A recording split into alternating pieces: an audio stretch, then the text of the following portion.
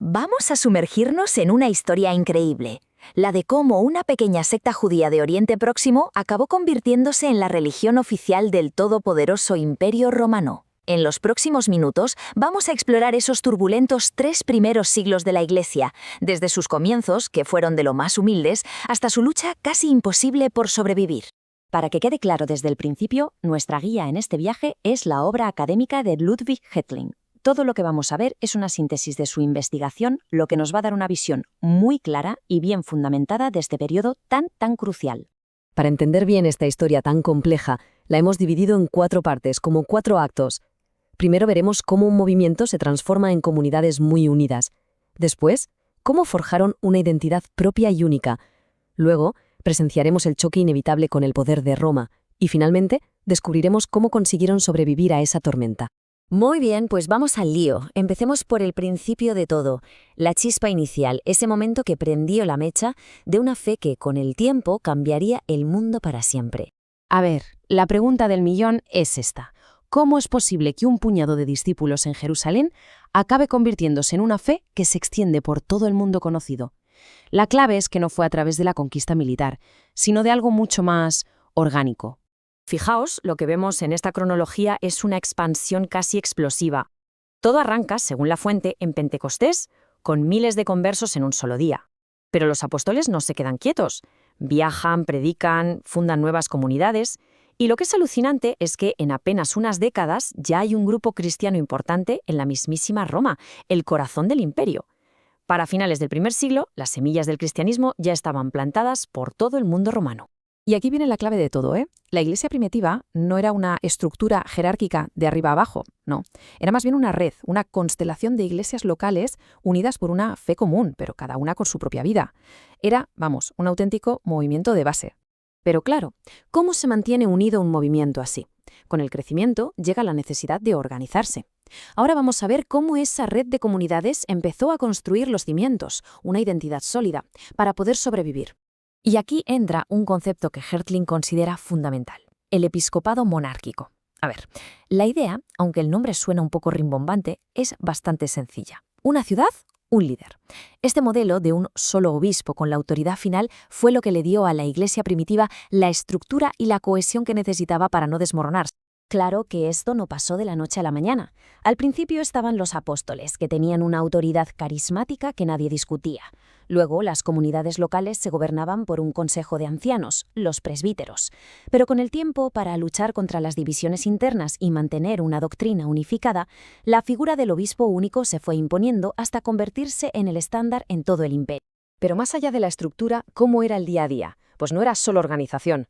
La vida de estas comunidades se definía por prácticas que los unían muchísimo. Se juntaban para rezar y escuchar las Escrituras, celebraban la Eucaristía, que era el acto central que los unía. El bautismo era la puerta de entrada. Y algo muy importante, se cuidaban unos a otros, con un sistema de caridad para los más necesitados que era algo prácticamente desconocido en el mundo pagano. En el corazón de esta identidad común, de esta comunidad, estaba la Eucaristía. No era solo un ritual, era la manifestación visible de su unidad, lo que ellos llamaban koinonía o comunión. Era el momento en el que dejaban de ser individuos para ser un solo cuerpo. Claro, todo este crecimiento, esta identidad tan fuerte y tan organizada, no pasó desapercibida. Era inevitable. Tarde o temprano, esta nueva fe iba a chocar de frente con el poder más grande del mundo, el Imperio Romano. Y aquí surge la gran pregunta. A ver, Roma había absorbido cientos de cultos y religiones de los pueblos que conquistaba. ¿Por qué el cristianismo fue diferente? ¿Qué tenía para que el imperio reaccionara de una forma tan violenta? Pues la clave está aquí, en este choque de trenes. Eran 2 visiones del mundo totalmente incompatibles. La religión romana era como un gran buffet libre, politeísta, inclusiva, siempre había sitio para un dios más. El cristianismo, en cambio, era monoteísta y exclusivo. Pero el verdadero punto de fricción, la línea roja, era política. Para Roma, dar culto al emperador era una prueba de lealtad al Estado. Para los cristianos, adorar a un hombre, aunque fuera el emperador, era idolatría, y ahí no había acuerdo posible. Así que al final, según Hetling, lo que provocó las persecuciones fue una especie de tormenta perfecta. Por un lado, motivos políticos. Roma veía a esa iglesia tan organizada como una amenaza, un Estado dentro del Estado. Por otro, motivos legales. Negarse al culto imperial era, simple y llanamente, traición. Y para colmo, a nivel popular, el secretismo de los cristianos alimentaba todo tipo de rumores absurdos y un odio que a menudo era la chispa que encendía el fuego. Y así, con este panorama, llegamos al clímax de esta historia. El conflicto que estaba latente estalla en una persecución abierta y brutal. La Iglesia se enfrenta a su prueba de fuego, a una lucha por la pura supervivencia contra el poder aplastante del Estado romano. Ojo, las persecuciones no fueron constantes, vinieron en oleadas, y cada una fue más intensa que la anterior.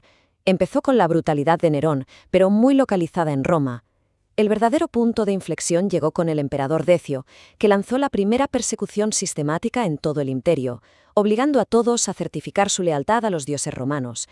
Y la tormenta final, la más terrible, llegó con Diocleciano, cuyo objetivo era claro: aniquilar el cristianismo por completo. El efecto de estas persecuciones fue, como bien señala Hertling, extraordinario y paradójico. Por un lado, fue devastador, claro, con miles de mártires. Pero por otro, fortaleció a la Iglesia. Sirvió de purga para los miembros menos comprometidos, forjó una identidad de resistencia inquebrantable y creó héroes cuyas historias inspirarían a generaciones. El sufrimiento no la destruyó, sino que, en cierto modo, la refinó. Y así, después de casi 300 años de pasar de ser un movimiento marginal a una comunidad global y a una fe perseguida, la historia da un giro absolutamente asombroso. La gran persecución de Diocleciano fracasa, y muy poco después, el propio emperador, Constantino, se convierte al cristianismo. Esto nos deja con una última pregunta que lo cambia todo. ¿Qué pasa cuando la Iglesia pasa del martirio al poder? Pero esa ya es otra historia.